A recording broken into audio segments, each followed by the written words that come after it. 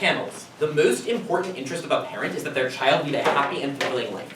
We think that in a relationship-obsessed world, exposing a child from a young age to a countervailing narrative of a preference for being single not only makes that child far happier and more well-developed, but means that the eventual quality of the relationship they get into on either side of the house is likely to be far better. What is our model before explaining this thesis? What we think this likely looks like is attempting as a parent to instill a preference for being single in your child via the books, media, and interactions you share with them. This might look like showing them stories of people who live happily single lives without a relationship, like your uncle who never got married, for example, and exposing them to other adult figures that have these kinds of things. Obviously, this nuance likely scales with the child's age, so we're not going to give complex narratives as to why people are being single from fairly young. We'll probably do this in a fairly nuanced manner in the same way that other developmental things are exposed and other developmental narratives happen over time, in the same way that we talk about sex ed, things like this with children at a later age as it scales with their increasing age. The second thing I want to note is we don't think this looks like the demonization of people in relationships, right? We think it likely looks more like saying this is on balance preferable to be single via the cherry picking of specific contexts of happy people who aren't in relationships, and saying that this is preferable by offering some cautionary tales of bad relationships and things like this. If there's a clarification, I'll take a look at it. Cool. Moving on. In terms of characterizing parents' interests, I think the primary interest of a parent pretty clearly is for their child to lead a happy and fulfilling life and that be safe. These are both immense social and biological pressures, so this could be the overriding narrative. I don't think Off-Bench will contest this and it's not in their interest. What is the framing? This is the single most critical thing I'm going to say in this round. So if No Notes panel takes nothing else away from my speech, just take this away. Ahmed can do all the rest of the work in the debate. The pressure to engage in relationships exists symmetrically on either side of the house. That is to say, in either world, it is likely that there are significant pressures for most people to get into a relationship eventually either way.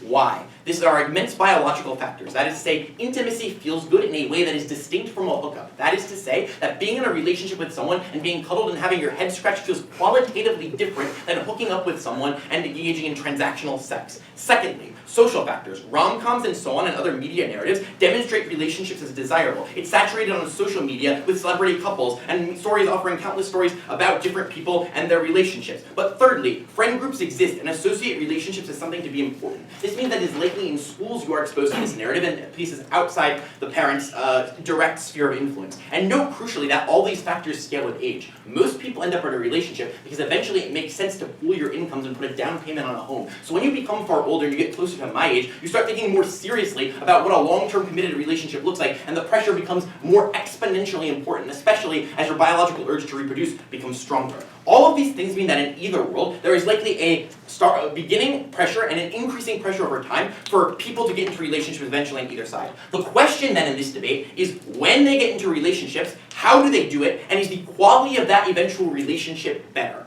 I will also give a ton of reasons why being single is preferable as a child, but let's first talk about why we facilitate better engagement with relationships. Note that per my framing, all of these pressures to get into one exist from outside forces, which means it's probably the case these outside forces have a pretty big influence on your life. The question you're asking now, panel, is why is the parent likely to have a significant influence in order to mitigate and check back against those pressures? Firstly, note that children often respect you very much. If you try to instill this narrative in them from a young age, you're starting from a point of positional asymmetry with them, where your positionality is significantly one of more authority over them, which means you can normalize this narrative to them from a young age so it doesn't seem as crazy to them when they reach the rebellious phase as a teenager. But secondly, you can expose them to other options and influences they might not have considered, and because there is often a degree of trust cultivated in parent-child relationships, it's likely they believe you, or at the very least, question the narrative they're getting from school at the point at which they engage with you in these things. But thirdly, many people, especially women because of the sexist and patriarchal society we live in, find relationships to be very scary, but feel pressure from these outside forces. We give these people who already want not to be in relationships from a young age an escape valve. Once we give them that escape valve, it's likely those people will want to listen to you. Before I go on, closing.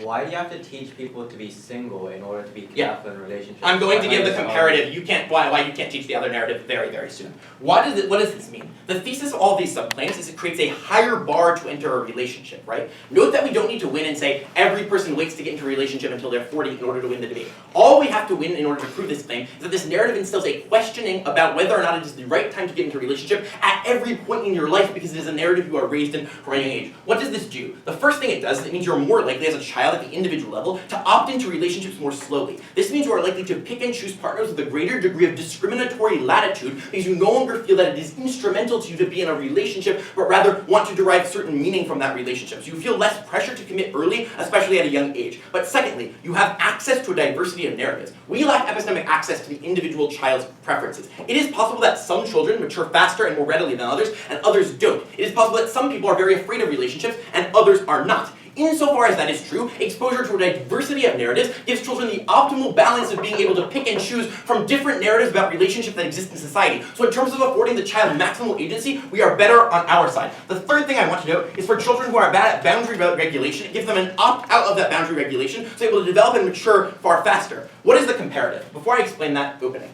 Your delta seems to just be very, very small. That is, you think children will enter relationships anyway, you just want them to think more carefully about Yes, this is called strategic framing. They think more carefully about it, and therefore they do it better. Even if it is a small delta in some instances, it is very large in other instances for children who don't want to be in relationships. And for children who do want to be in relationships, they think about it more, they mature more, they regulate the boundaries better. What is the comparative? Because opposition is going to say, we'll just tell them to be in a good relationship instead. Why is this a worse narrative to push as a parent? The first thing is this narrative has a higher degree of nuance threshold significantly. That is to say, in order to teach a parent what a good relationship is, a child what a good relationship is, it is very, very difficult to convey because it is complex and often very nuanced. But secondly, you as a parent likely don't always have the clearest conception of what a good relationship is in the first place, so it's far harder to convey at that individual level. But finally, our narrative is far more beneficial for the most vulnerable. That is, people who are very, very scared of entering into relationships, people who are ace, people who want to opt out of that narrative. So we're far better on those individuals. But the final thing is, children have a far harder time at boundary navigation on their side. So you tell them, just be in a good relationship instead. They're not sure what a good relationship is because they don't understand the nuance that you're trying to convey to them. On our side, we get a clear blanket narrative from a young age to protect and mitigate the worst possible harms, while simultaneously allowing, because they still go to school, they still engage outside, the other narrative. So that comparative is why we're better in terms of engagement in relationships. The final impact of all this, I want to say, is for women especially, who feel an immense amount of coercive pressure to get into a relationship, this can often be incredibly liberatory. The end impact of this is that at the point at which people opt into relationships on our side, they do it later, they do it slower, and they do it with a greater degree of boundary regulation. For all those reasons, I think we won the first argument. Why is being single longer awesome? Note that when you're young, inherently relationships are more fleeting. That is to say, encouraging their deprioritization is just good objectively. It gives you more time to explore other things. You make fewer sacrifices. You might go study abroad instead of staying put in that terrible relationship with a dead-end deadbeat from your hometown. Insofar as we afford maximal agency for these children by encouraging them to be single longer and allow them to make better choices in that regard, we also win purely on the qualitative benefits of being single, and I'm incredibly proud to stand in PM. Alright, I think that speaker and call me LO here.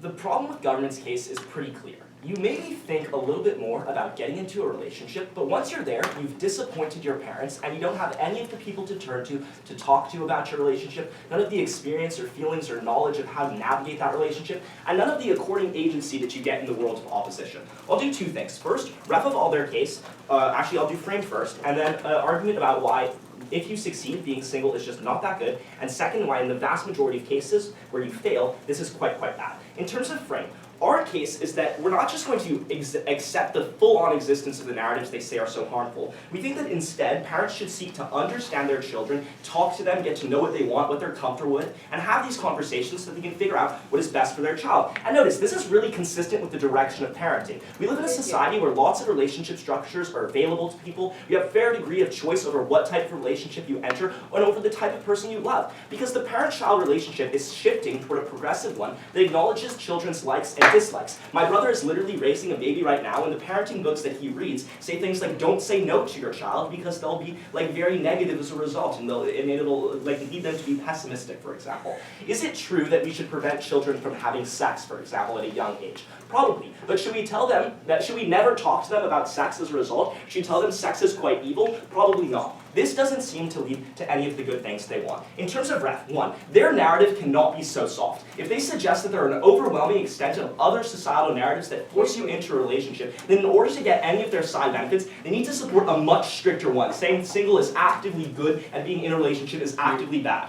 Okay, in terms of their claim on better engagement, the problem is when you enter these relationships, you probably won't talk about it. You won't say as much to your parents. Instead, on our side, the availability of relationships means that you can talk to your parents about it. The fact that you might compare it to the idealized relationship that you think your parents have means that you can ask about it. But I also just think the narrative that they push is just really, really weak, right? Like this is, it's sort of the inverse way of saying that our narrative is complex and theirs is just highly reductive. But even so, I just don't think our narrative is that complex. You can tell your kid to look for things like, is your boyfriend being manipulative?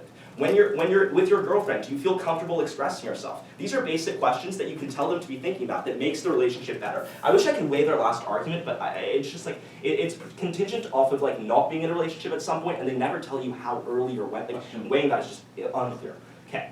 If you succeed, being single is not good. A couple of reasons why we think being single into the long term is just not preferable for people, given that their narrative needs to be a lot stronger than they suggest. One, people derive immense joy from relationships. We're social animals. We cannot get these things out of our sorts of friends. We derive satisfaction from the incredible intimacy, the overwhelming sense of connection that overrides the moment, and that is so fulfilling that you cannot let out of your life. This is immensely valuable. Second, people form emotional connections which provide them support. You feel comfortable turning to people to talk about your emotional problems or your anxieties. And the reality is that most people are not comfortable sharing every single element of themselves with their friends or their family. And this is true at a young age as well. Giving them the opportunity to do so in an environment that feels judgment-free is much, much more powerful and provides you with a sense of emotional connection that is necessary in your youth. 3, it helps you grow better. Relationships prompt you to understand yourself better, and especially in relationships to others. Because you learn what you want and what you don't want. You learn how to cooperate and work with other people. You learn how to manage conflict because relationships are critical to you, and because the stakes are often so high emotionally that you actually care to internalize these things. But fourth of all, in a lot of instances, this feeling of loneliness is just terrifying. It leaves you feeling unfulfilled and leaves you feeling very scared because you don't know who to turn to when things get difficult. The second argument then is why in the vast majority of cases where they fail, this is quite bad for people. I'll take closing. All 4 reasons that you just cited could be said about a very, very close friend as well. Just check your flow. Shouldn't we be encouraging people to develop more of those relationships? Yeah, so they can't be said of just friends, which is why I compared them to things like friends, like the things that you don't do with friends. You don't have sex with your friends. You don't have that feeling of intimacy that you get as a result. Like, and it doesn't occur at least within the confines of a relationship where you feel like after the fact you can disclose all these emotions. But second, like you don't care about those friendships to nearly the same extent because it's not inculcated in you to do so. Second, in the vast majority of cases where you fail, this is bad. Children will end up entering relationships as they say. There's curiosity, there's hormones, there's the availability. So you end up getting into relationships at a pretty high frequency, the same way our parents say don't do drugs, but we still end up doing drugs. When you enter into relationships, it is really harmful for a few reasons in their world. 1, you enter them later on their side by a fair margin in some cases because of the shame that you might feel. This is actually quite bad because when you enter into these relationships at later years, it's a lot more difficult and higher stakes because it occurs later in your life. So you don't have the accumulation of experiences in relationships to understand how to navigate these things. You don't feel as comfortable within that relationship or have these sort of sets of other relationships prior to know what you like and what you don't like. And that makes it really difficult to get any of the same fulfillment that you might otherwise get from having gone through multiple partners and seen what life can be with any given one of them. Second, your relationships are distorted because of the narratives of fear that your parents probably have to try to impose on you. Doing things like men are scary or will take advantage of you can make it really, really uncomfortable to emotionally give yourself up to a man in a relationship or to be able to form the same types of intimacy that you can get on our side. So even when they do get relationships, it's not nearly as fulfilling as they would desire. Go ahead. Yeah, obviously our narrative is far more nuanced than that. You still have sex and experiment. You're not just going to be a kissless virgin until 40. There's also no reason you can't talk about your relationship with your parents once you get into one on our side. In fact, they probably still want you to talk about it with So them you before their hide parents. these things from your parents. This is the third subpoint. This is on a spectrum of cases. If the relationship, for example, is abusive, you probably want to tell them and prove them right, that they were right for telling you that being single is so scary, and that you fucked up by going behind their back and making a decision they didn't want you to make. 2, in the lighter case, you just feel less comfortable emotionally talking about these things with your parents, so you don't want to disappoint them. They shamed you going into this. And the reason is, their narrative is actually really complex, and he was nodding when I said their narrative is going to be harsher than he actually outlined it. So clearly it's going to be harsher than the way they actually outlined it. The reason is, that means that you don't feel comfortable going in and exploring in the way that they talk about it, because you feel shame around the various things that are related to relationships, about exploring it in that way. But even so, this narrative probably pushes you for a substantial amount of independence, which means, emotionally speaking, because it is better to be single, it's better to be on your own. You probably don't feel comfortable turning to people in general because it imposes a sort of norm of independence that means that you don't want to share your emotions with others. But 4, as a parent, you are deprived from being able to discuss the joys of your own relationship. And that breaks down a significant aspect of the parent-child relationship because you feel there isn't a consistent love as a child which surrounds you. And weighing this is really important. As a parent, you probably get tired of this. You get frustrated from not being able to talk about the things like the importance of your relationship and how that love led to your child. Or you lose out on a significant portion because your child feels less emotionally connected to you or less willing to emotionally avail themselves to you. When you get better relationships on our side, this is more healthy relationships because you have the experience of multiple relationships beforehand. Maybe every relationship isn't important, but once you get at 13, don't define you for life. You get more access, more availability, more understanding, and that makes these relationships better. Yes.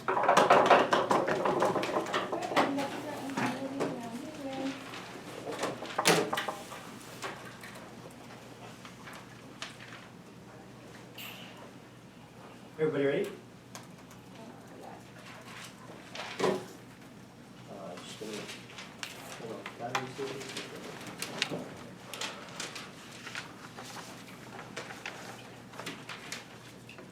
Everybody ready? 3, wait, do you have water in you?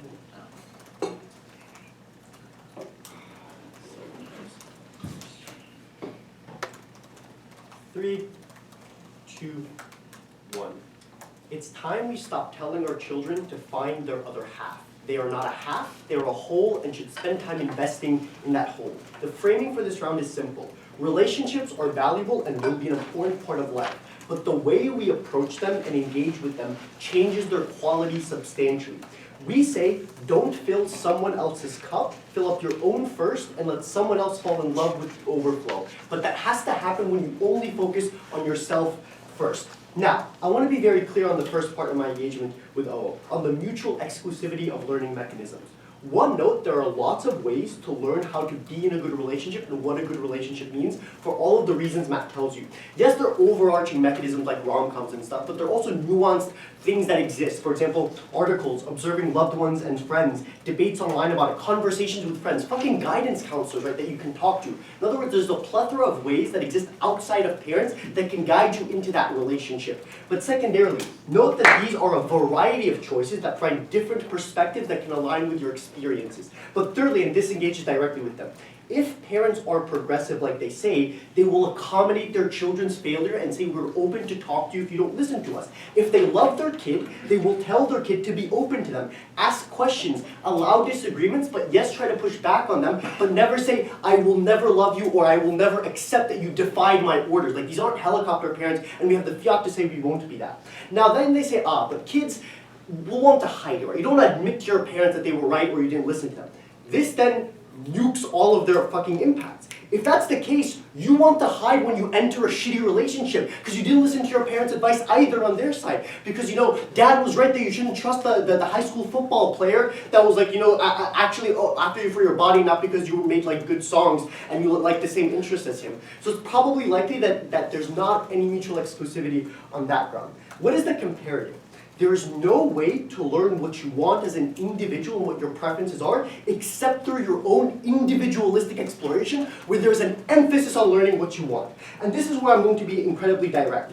You're better able to engage in relationships in the future, the clear clash in this debate, when you understand your own individual preferences better. And I want to break this down into 3 very particular categories. Firstly, you need time spent being single. Time where you think about and experiment on what your preferences are. Secondarily, less trade-offs with other people that sacrifice your own preferences so you can never develop them. Thirdly, the mindset of being single. You can be in another relationship and your parents tell you, think about yourself, but you're in love, right? You're thinking about butterflies and flowers and this is the person you might marry, you're going to fall in love. You're not in the mindset of what are my preferences. I want to make my preferences his because I want to be his and I want him to love me. Why does this mean you're better able to engage in future relationships?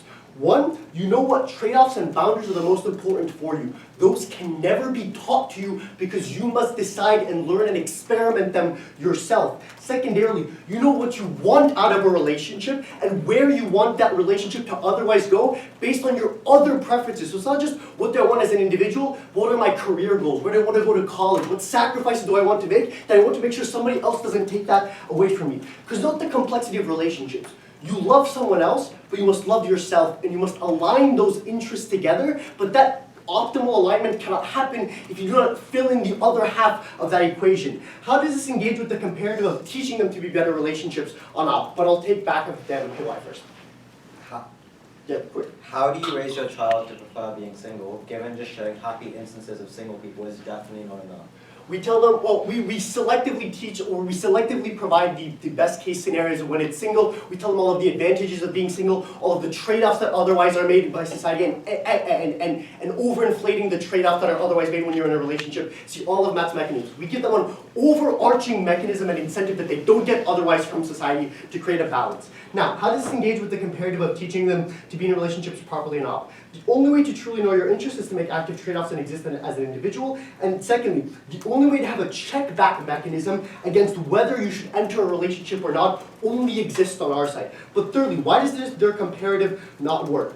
Firstly, note when you're a kid, you're susceptible to shitty relationships and gullible. Even if your parents tell you what the proper relationships are, they don't exist at every point in time where you don't know, for example, maybe he's different than what my parents did. Maybe he's, maybe my parents don't know because they don't love him the same way I do. Right? You're a kid, you're fucking malleable. But secondarily, you can't get the same, they say you can't get the same fulfillment from relationships because you haven't practiced it long enough. You know what I mean? It's like, you gotta have your first heartbreaks to, understand the later ones better, and so it doesn't hurt as much. It's better your first relationship, even if it's not in high school, is in college or afterwards, where you're in a more grounded situation, where you're less emotionally volatile because you've developed as a human being, and also developed your interests, but the costs of failure aren't as great. You'll break up, you'll cry, but you can skip your next lecture, like lectures don't actually count towards your grades. But you can skip your next class or exam because that fucks up your GPA to get into college. So that the costs of failure are substantially higher on their side, even if we enter those relationships later, and it's fine if you develop what a proper relationship as at 40 instead of 30, but you're properly prepared for life in a better situation at 40 than 30 where you can maximize the rest of your preferences. But secondarily, why is being in a relationship just better? You sacrifice other important relationships on their side, in particular friendships. Why are those friendships more important as a weighing mechanism? 1, friendships comparatively are less selfish insofar as they want to they engage with you not to get something out of you like love, but just because they find you funny and they want to spend time with you. Secondarily, there's more of them. Thirdly, they teach you a variety of preferences. And fourthly, they just last longer. OG. Relationships also require you to do things like make sacrifices. If you feel like your optimal state is one of being single, how do you actually buy into relationships in your world fully to get all these benefits? Because in the future, you know when it's time to make sacrifices, but what sacrifices are right, and what are the kind of sacrifices that are fair to you and your preferences. We're fine if you make less sacrifices and you enter less relationships. But when you do, they're the right kinds, they are fair to you, and they optimize your preferences. Those are the kinds of sacrifices that matter. But secondarily, even if you find none of that, why is being single better? Because there's less sacrifices and trade-off at a young age that compound over time. That is to say, your career, your college, your long-term, that even if you are an individual that will not value relationships because you don't have epistemic access to their preferences, you know you're going to exist in a capitalist society where you have to get a job, you have to have money to spend on shit. So if you weigh the worst case scenarios on both sides, theirs has a far lower floor than ours. But even if you don't buy any of that, quick extension on the parent-child relationship. You probably care about your relationship with the child. Why do you have a substantially better parent-child relationship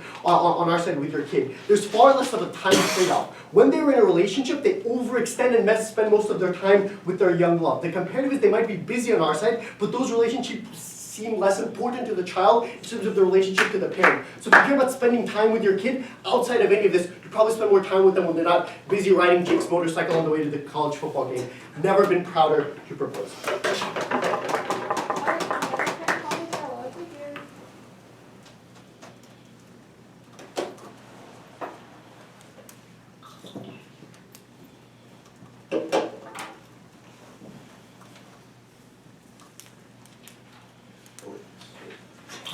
Bro.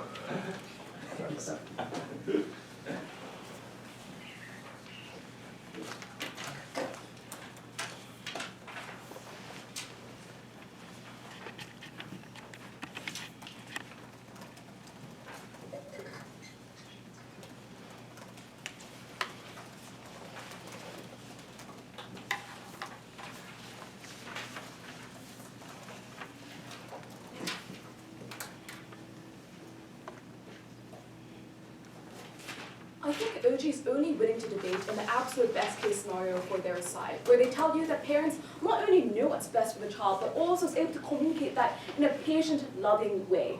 Let me tell you about the basic reality of parenting. It's difficult, it's not rewarding. Sometimes your children blame you even though that's the only thing that you want, even though all you want for them is the best. The reason this matters then is it's really, really dangerous to try and inculcate any particular preference in that child, because your own exhaustion, your impatience means that you inevitably end up telling them not just that it's preferable to be single, but that it's worse to be in a relationship, and indeed that people in relationships are worse and have made mistakes or are stupid for doing so.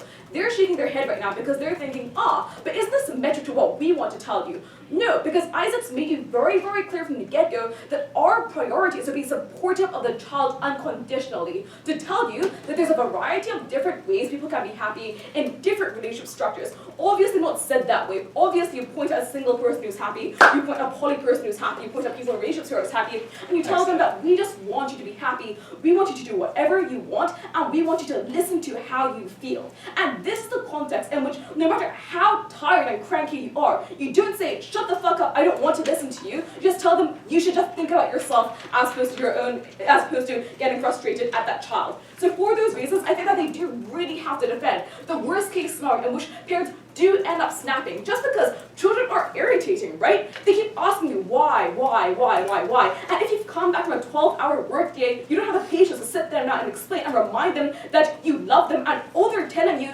and what you're telling them is for their own good. So for those reasons, you do end up with children who are not just scared of being in relationships, but scared of telling you about this as well, and therefore you end up with all the benefit, with all the harms, not just of losing your relationship with your child, but also being unable to guide their child down the relationship further on down the line and prevent them from making mistakes when it's actually happening on the ground.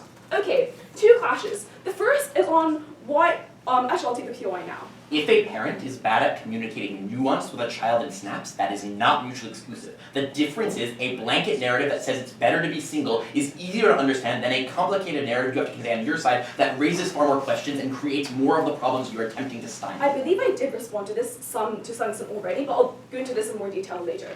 So the first clash is then what is the best way to make sure that the children can describe what makes them happy and enjoy what's best for themselves? Because again, some kids want to be single, some kids want to be in relationships, we want people to be able to choose. So first let's compare the two narratives here, right? Because their approach is to say, relationships are generally bad, it's preferable to be single. We tell you there are lots of different ways to be happy, you should do whatever you want. Why is ours better for 3 reasons? The first is, it's not nuanced or complex. It's quite easy to understand that there are different kinds of relationships in the same way that they say there are single people, there are relationships. It's also quite easy to understand that you can be happy in any one of them. To be clear, it's also much easier to understand that on their side, because on their side, your parents' assertion that being single is really good and being in a relationship is sometimes bad flies in the face of what you see on a day-to-day basis, of people bitching about not having a girlfriend online, for example, or simply of seeing happy couples walking in the park all the fucking time. Because if it were true that relationships too often lead you to be unhappy, which it has to be more than an aberration, it has in some cases your parents would tell you these things, then your parents are either wrong or lying to you, so you ask them,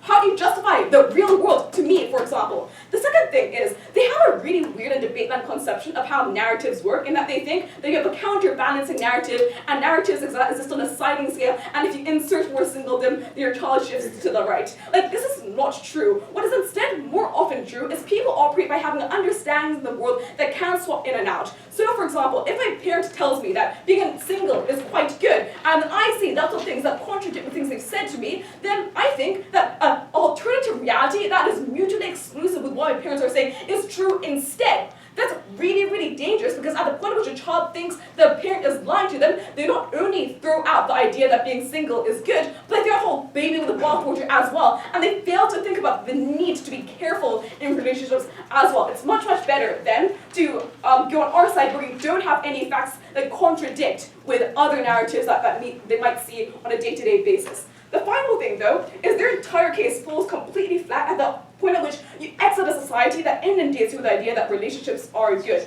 Matt is very noble and tells me that he cares about the liberation of women, but as the only person who has actually raised as a girl in this room, I assure you, I was shamed all the time for wanting to get in a relationship. I was told that boys were just out here to do things with me because my parents couldn't say the words to me, and it's really just bad and dishonorable to enter these kinds of relationships. This isn't an aberration, panel. This is the majority of the world, not just in developing conservative countries, but in America as well, because of the lingering harms of Christianity and conservatism. So for those reasons, you have this double-edged blade, right? Where this conception of not just that women really struggle with sometimes, but that women have to really, really guard their purity for some such reason. So for those reasons, I really do think they, in these cases, align themselves with the really, really difficult poisonous narratives and hurt their children instead. I'll take the POI. Both you and OG are engaged in a world of binaries where you either accept everything the parent says or nothing they say. Comment on what you're actually likely to believe from what your parent tells you and how you're going to weight that information. I mean, I think it's pretty easy to wholeheartedly believe that your parent wants the best for you and that there are different ways you can be happy. You can't discard individual ways to be happy and say that doesn't align with my experience and that doesn't contradict with what your parent tells you because it's built into that model already.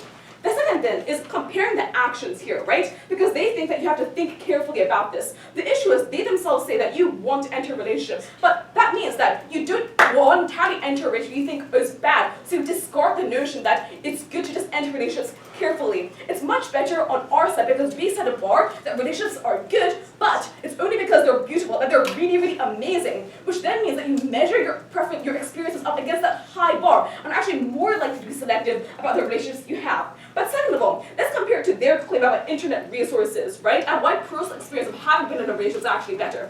Ahmed tells you that, well, we actually did decisions better on their side because singledom is necessary to understand your preferences. Well, one question I have is how do you know when your preferences kick in, right? Is there some kind of alarm that tells you, this is the right person now? No, you have to be in relationships as well. But second of all, I imagine the majority of people in this room weren't told to be single, and yet they were able to make choices.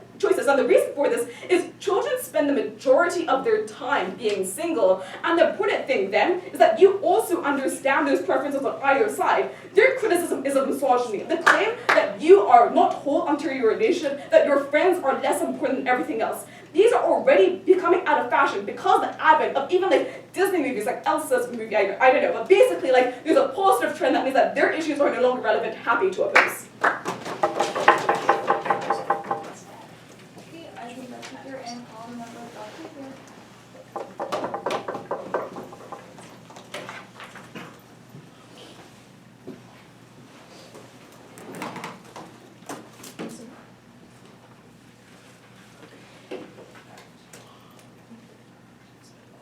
Good. So as I alluded to in the POI, our extension is very simple. We're going to explain what the conversation looks like.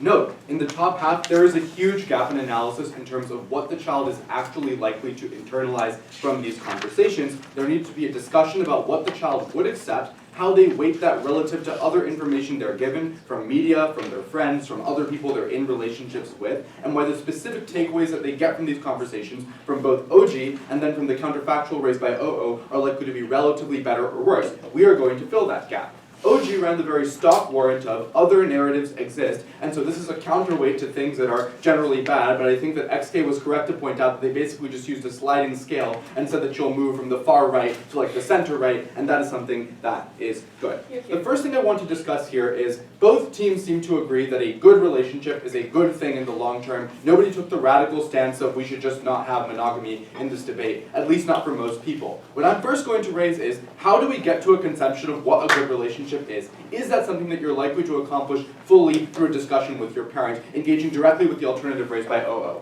We think not, for a couple of major reasons, because discussions with parents are very difficult to accomplish on this question. Firstly, because parents typically grow up in a very different context, in different cultural contexts, in a time in which the role of women, for example, is very, very different, in a time in which the average age of getting married is usually a few years earlier. And that means that they are likely to say things in a conversation about what makes a good relationship that are almost always going to be bad or misleading or not comport with your intuitions, because you just look up in the real world and nobody you know is doing anything that your parent knows about. So the conversations they're trying to have are very unlikely to be credible. Secondly, discussing things like sex can be incredibly difficult between a child and a parent. The easy way to make this argument is to gut check the average intelligent voter panel. How many of you enjoy having conversations about sex with your parents? Most of you probably don't, or probably don't have those conversations altogether, but it's an incredibly awkward thing to do when you grow up in the same house and were a little child in that environment for 18 plus years. And so it's very unlikely you will do this well. Thirdly, you observe friends and the media who are having experiences that don't fit into your parenting stories, things like the internet have radically changed dating culture and your parents are never going to understand this. And fourth and finally, if in a world in which your parents are just telling you this is how you have a good relationship, but we do support relationships unconditionally, you will eventually get into some relationships. And I think once you get into a relationship, you become incredibly irrational to outside information, right? Just think about how many people get into a relationship and then get sucked into every single word of what their partner tells them. They are very easily gaslit or manipulated, which makes it incredibly hard for them to get this nuance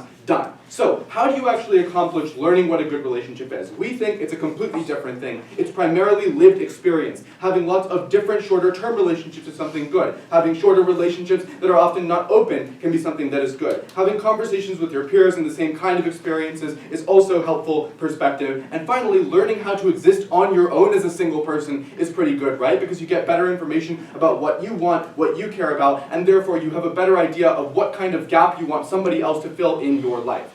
To be clear, a relationship is not just having sex with someone or feeling close to someone. A relationship is a very specific concept. It is a contract that you make with someone that says that you will bind your time to that individual, that you will put yourself on a path that directionally makes you more likely to live with that individual and have children with that individual on average. That is very different from having closeness or intimacy, which is like all four of the warrants they cited for why relationships are good, are just reasons of closeness and intimacy. I guarantee you every single one of those warrants, I was thinking about my best friend and not thinking about the person that I'm in a relationship with. And then they tacked on one when I POI'd them, which is you can have sex with them as well. A, lots of people have sex with friends, and we can just encourage that more on our side, or your friends will maybe encourage you to do that. And B, lots of people also have sex in relationships later on, or in shorter term relationships, but they get their closeness and intimacy and depth from their friendships. That is not something that is exclusive on our side. So XK's point as well, that like parents are going to tell you don't have sex and be incredibly sexist.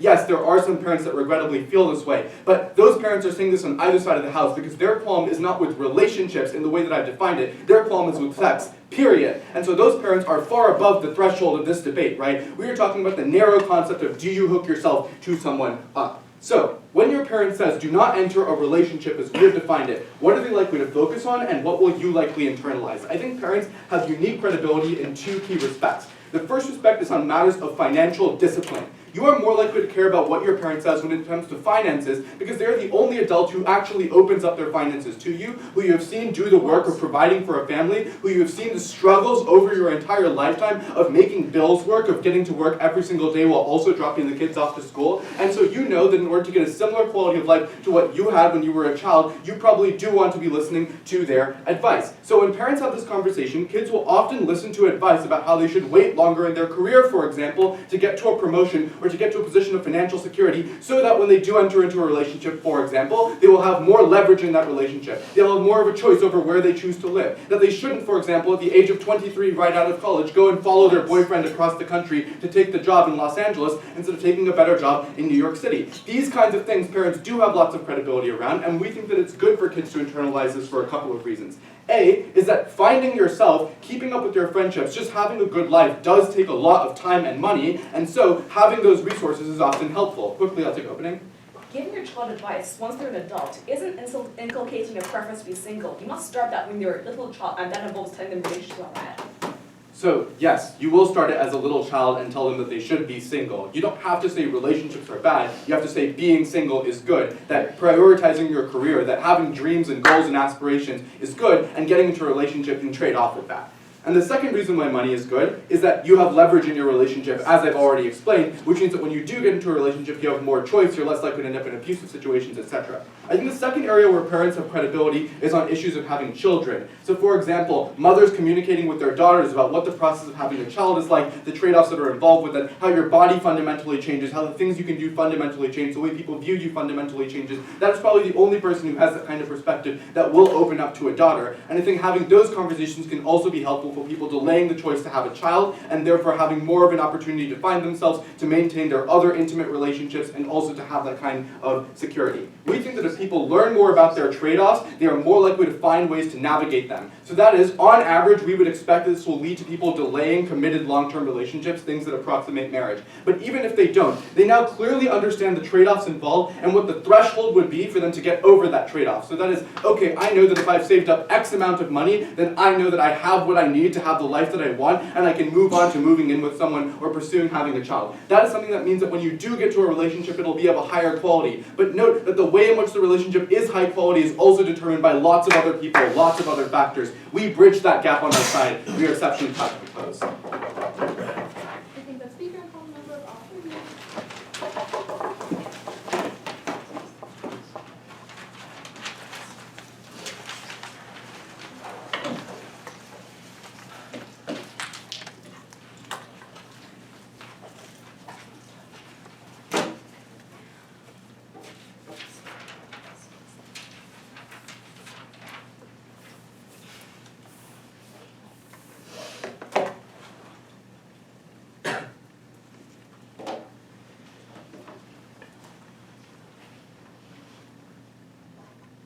The issue with closing government is that while they're correct that pointing out characteristics of parents makes them bad at talking about relationships, it's equally comparatively true that those same characteristics of parents makes them bad at telling their child to be single. It's the exact conservatism that they talk about, that when they grew up during an age of where hooking up, for example, is stigmatized, that when they tell their child to be single, they probably also don't endorse the idea of hooking up with other people, exploring your sexuality, and other things. So their case is incredibly uncomparative, because if they have these bad characteristics and they're so conservative, they'll also be conservative in the way they teach their child to be single. So for those reasons, they need to explain why in their world the conversation is likely to be a lot better, instead of just talk about why the conversation in our world is going to be very worse. So in the instance in which they don't prove that comparative, it's unclear to me what the delta of closing government is. But secondly, respond to this idea of financial stability. The credibility of telling your child to pursue a career or pursue financial stability is not exclusive to telling your child to be single. If they are so persuasive that, for example, this is the only adult that you've ever seen make money, then obviously you're still going to buy them and just agree to the idea that it's more important to do well in school, get your college degree, find a job, and then settle down, which is something that we can equally say in opposition's world and not unique to the world of closing government where you have to tell your child to be single. So this idea of pursuing your career is not unique to telling your child to be single, but it's something that we can very happily endorse as a parent in our world. So for that reason, I just don't think closing government are a very comparative team in this debate. The first question I want to ask is, how do you raise your child to prefer being single? Opening governments say that all you do is show happy single people and the advantages of being single. But that's insufficient insofar as you can symmetrically see happy cuffed people. You can see the advantages of being in a relationship in wider media. So the opening government line under this argument is probably very weak. Opening opposition say that if the countervailing narratives are so high, then obviously you have to be much more harsher in the way you tell your child to be single. What we're going to say is the argument from closing opposition is very simple. The way you impose your this preference on your child is by making your child inherently distrustful of other people. I want to be very clear about what the opening opposition line under this argument is. They say that you are more harsh and as a result impose a sense of independence. All I'm going to do is mechanize this claim and reach the actual logical conclusion of what this means. How are parents going to tell their child to be single? Firstly, they're probably going to prevent ways in which their child could enter a relationship as when they grow up. It looks like doing things like stopping making friends with the opposite sex. It looks like not letting them out after school and hang out with their friends. It looks like constant monitoring of their phones and mobile devices to ensure that they're not entering into relationships. Importantly, because you're scared of your child entering into a relationship, you prevent all of the ways that they could be in a relationship, which involves shutting down a lot of facets and aspects of their life that they would have growing up. But secondly, it looks like constant negative reinforcement about relationships, about people who are in relationships. If you're a single mother raising a daughter, it looks like saying things like all men are trash, and that you shouldn't trust other men, and that you shouldn't ever enter a relationship because all they're going to do is cheat on you, lie on you, manipulate you, etc. It's incredibly unlikely that you're going to be doing these things. But thirdly, it looks like telling your child about all of your negative experiences when you had relationships in the past. It looks like talking about how you've been cheated on, about how you've been manipulated, about what all the experiences that happened to you that made you lose out on a relationship, that made you mistrustful of other people.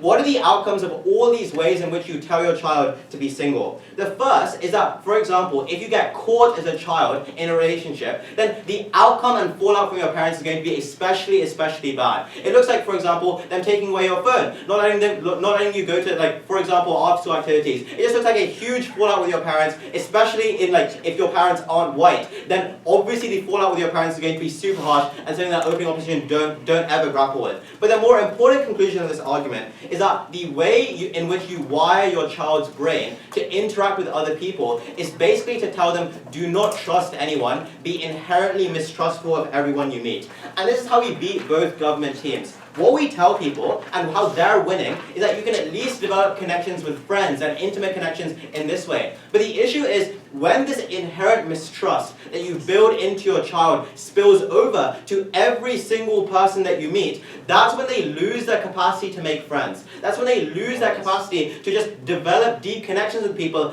even in a non-romantic setting, because it means because the distrust that you root in their mind is going to fester and go into every other relationship. But more importantly, it probably makes your child more mistrustful of you as a parent as well, because you're talking about all of the negative things that happen to you, all the negative things that you might not necessarily know about a person until they randomly drop that bombshell on you. So when your child starts to mistrust you, that's incredibly problematic for all of the reasons that you have later down when you need your child to support you in your later life. I'll take opening. So we have fiat because this is a poly solution, so we will not do crazy shit. But the problem is, your openings narrative also teaches children to mistrust certain types of people because opening opposition prompt discouraging some relationships. I am incredibly amused you think there's a delta here, but not in our case. Okay, so the issue with just modeling that you're going to show all the advantages of being in a relationship means that you probably almost certainly fail in telling people that they're going to be single. And as a result, if you're just going to be failing, then you also have no delta, right? If you want to be successful at telling people to prefer being single, then you probably have to do the things that both opening and closing tell you. The second thing I want to do in this speech is I just want to point out all the things that you miss out on as a parent if you are successful and your child is successful. Importantly, this is a higher order argument than opening opposition, because they say all the things that a child misses out on if they're not in a relationship. I'm going to talk about all the things a parent misses out on if their child isn't in a relationship. Given that we're talking about the parent, it's more important what matters to the parent. What happens to you if your child is single? First, you probably have family fallout from, for example, your parents, the child's grandparents, your aunts and uncles, who are all telling you, like, why isn't your child getting into a relationship? Why don't I have nieces and nephews? Why don't I have grandkids, etc.? So you have the huge family fallout. Secondly, you don't have the financial stability of this child when they don't have a spouse, for example, in the future. You don't have, for example, grandkids yourself as a parent because your child never entered into a relationship. What you miss out on is, for example, if you're a father, you don't get to walk your daughter down the aisle, which when you're growing up, when you're 40, 50 years old, and you only have one daughter, that's probably one of the most meaningful aspects and moments of your life. Just this ability to go to your child's wedding. Another thing that you miss out on. You miss out on the dependence when you're old, because when your child is inherently mistrustful of other people, they probably don't come back to you for as much support, and as much love, and as much sympathy. So for these reasons, as a parent, you're more likely to miss out on all of these things. For those reasons, incredibly proud to oppose. Alright, and the speaker in column go what?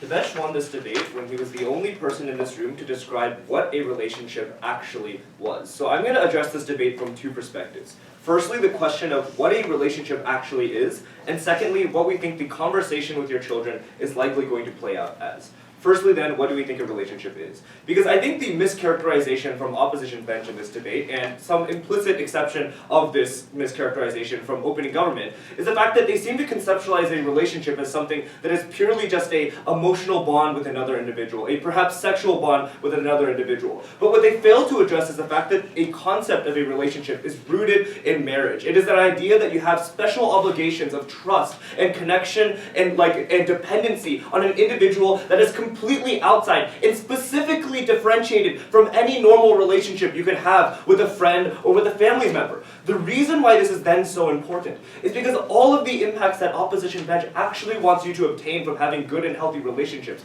are probably one in an ideal world that you as a parent want your child to have with their friends, with people that won't have relationships that are obfuscated with boundaries, obfuscated with burdens and conceptions of what should or shouldn't happen, given the media's perception, given their socially pressured perception of what relationships should look like. The reason why this is then so important is twofold. Firstly, because all of OO's argumentation is thus flipped. Because friends should be the ones who are taking up the roles of teaching you what it is like to trust someone, teaching you what it is like to have an emotional connection, teaching you what it is like to be able to talk about things when you're upset, talking about things when you're happy, and sharing things in your life. But relationships are something that are uniquely more dangerous, especially when you're at a younger age. To the extent to which Isaac tells us, you should be willing and able to learn what you love and to be judgment-free. If we really just gut check this, when you're a kid in middle school and high school and college, these are the maximal judgment areas, right? These are the times where you feel most socially pressured, where you refuse to admit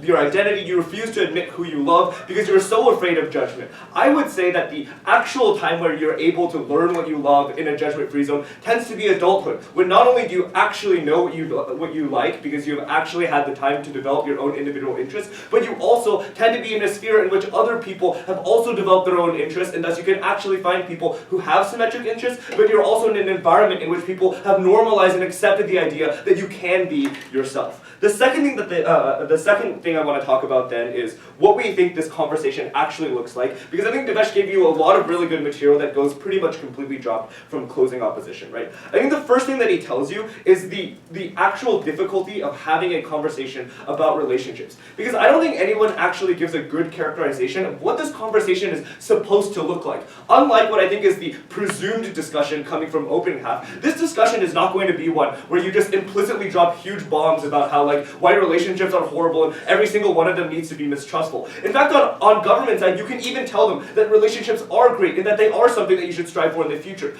The way you actually convince children to stay single is by giving them priorities above that. That is to say, you educate them from the start that school is a trade-off with their relationship, that you shouldn't prioritize until you've sufficiently educated yourself, that financial stability is a priority that comes above relationships, that you should first focus on making sure that you can be financially independent so you don't end up in a bad relationship, you end up in a good one, like me and your mom's relationship, right? That's the way you educate someone, that you should prioritize other things, that you should choose to be single, even if your end goal eventually becomes a relationship. The reason why this is then so important is twofold, right? Firstly, just because this is the structural link that buys into all of opening government's arguments. But secondly, also it prevents unique harms that Devesh brings out to you that are unresponded to whatsoever. That is to say, it prevents the worst of the worst case scenarios. That is probably when it comes to relationships, especially early relationships, the biggest harm is something like accidental teen pregnancy, which is something that is severely much less likely going to happen when you have the awareness and the priorities to understand why it is that firstly, you probably won't be engaging in a relationship at that time, but secondly, when you do so, you're much more risk averse because of the ways that you address relationships, right? And so on net, we remove the worst of harms, and we also recognize all of the benefits and the good scenarios. The last argument I think that addresses this coming from opposition side is that they tell us, but in the worst case scenarios, when you do decide to date behind the backs of your parents, it becomes so much more difficult to engage with them.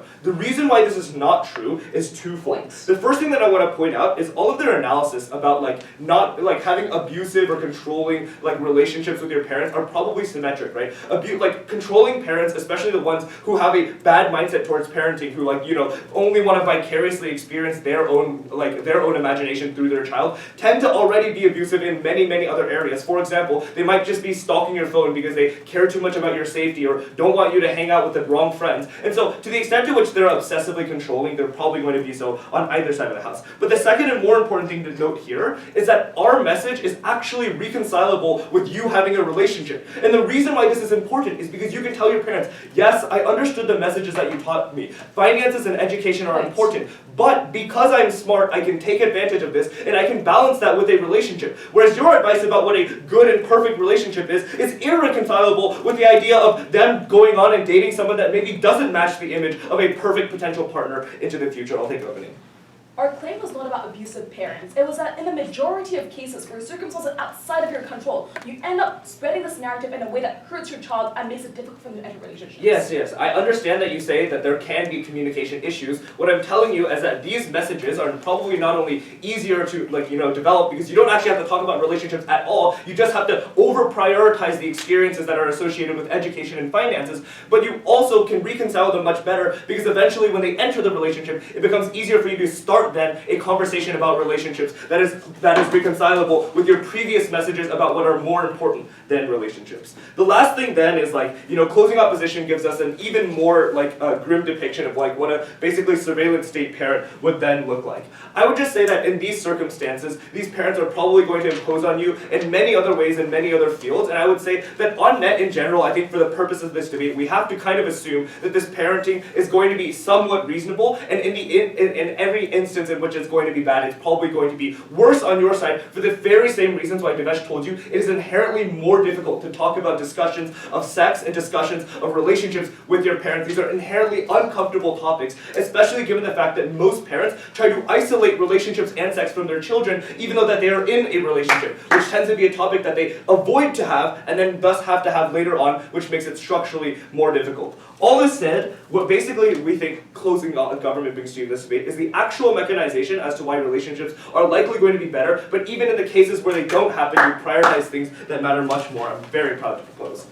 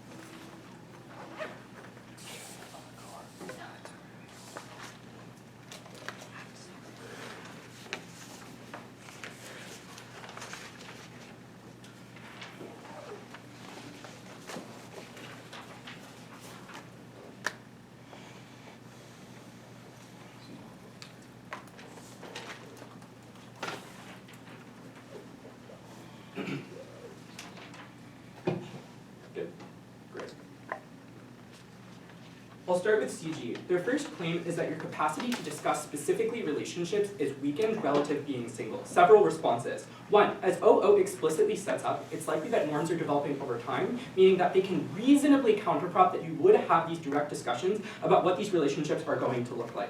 But secondly, surely, if they want the good impacts of being single to kick in, i.e., you gain financial independence, and then later on in a relationship that you do eventually have leverage in that relationship, they must concede that you need to talk about relationships in the first place. I.e., the unproven premise of their argument is that inasmuch as you become single and gain financial independence, you will have that leverage in the relationship. But the whole point of our case was that inasmuch as you don't have those conversations in the first place, you don't use that leverage in the first place. Whereas, under our side of the house, inasmuch as you as a parent have a direct conversation with your child about what exactly that relationship would look like, it's more likely that you use that leverage to counteract the fact that someone else is taking advantage of you, which directly flips their claim. Versus on their side of the house, when you just say, just be single, you don't have that conversation to to moderate the extent to which someone else could take advantage of you in the very first place. But thirdly, and this is very important, parents asymmetrically are better positioned to talk about being in relationships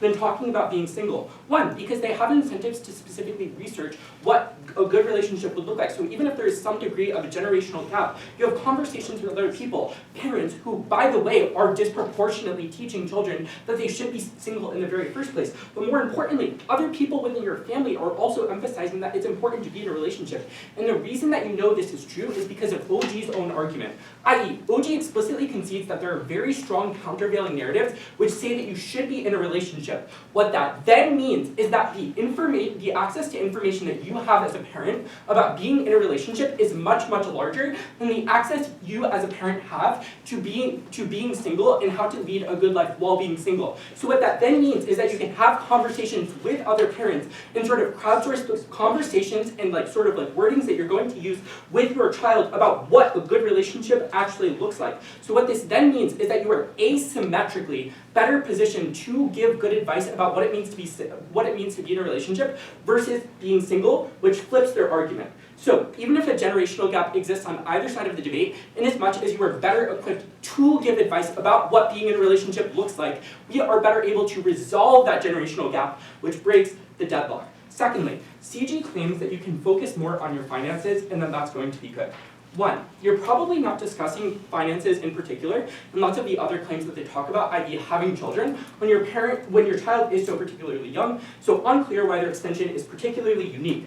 But secondly, as I point out earlier, the conclusion of their argument just doesn't follow because they don't prove the internal burden of their argument, i.e. that you will use that leverage in your relationship in a good way. So their case does not work. Let's do some targeted weighing about why my responses are sufficient to be their case, while their case is not sufficient to be us. One, we are able to co-opt their case. Because if I am able to prove that you are asymmetrically better able to teach your child to engage in a relationship in a good way versus being single, then we get all of their impacts of having children in ways that are more planned out, or using your finances better. But number two, we heavily mitigate their impacts in as much as the exclusivity of their case is highly questionable. But thirdly, as Rohan points out, in as much as you damage your relationship with your parents, then we are prior to their arguments, because their arguments are contingent on you give your child this advice. But if you don't listen to your parent in the first place, then the downstream impacts that they give you of using finances in good ways or having conversations about planning when you're going to have children just do not kick in. So comprehensively, CG is out of this debate. Let's deal with opening government's claims. Their first claim is that this is a necessary countervailing narrative against other narratives. As I already pointed out, we are uniquely able to leverage those countervailing narratives in order to give advice in better ways. Some additional reasons why this is going to create resentment between you and your child. The first thing I want to point out is that there's an overwhelming sense under their side of the house that you are missing out as a child.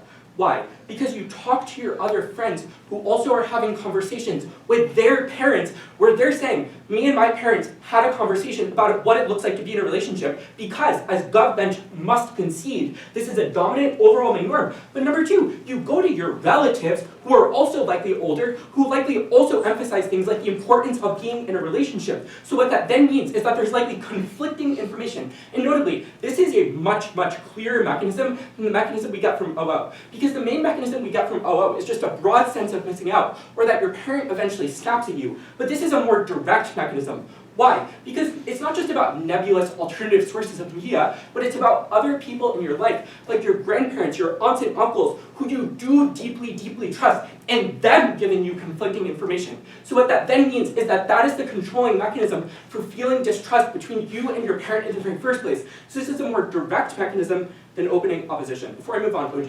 Please do not be fooled into thinking there's a gap in our analysis for this back half exchange. We proved on the top half our narrative is easier to understand and convey. I'm going to respond to that. So the other thing that I want to point out is that Rohan's argument about cognitive dissonance is also a better mechanism than opening opposition's mechanism about frustration. Why? Because it's more charitable. Because as OO themselves concede, you as a parent are likely to approach these conversations in a good way. So the mechanism we get from OO of you just snap at your child is unrealistic. Whereas our mechanism about why you yourself emphasize that being in a relationship is good, and then having cognitive dissonance about that is much more plausible, and therefore we are likely to outweigh on the link level relative opening opposition. So, inasmuch as that is true, let's deal with the next opening government claim. So, the next claim that OG also flags in a POI is that you asymmetrically cannot convey why being in a relationship is good relative to being single. They say that being in a good relationship is uniquely more complex. One, their own arguments seem to contradict this, because the premise of their case is this is a countervailing narrative.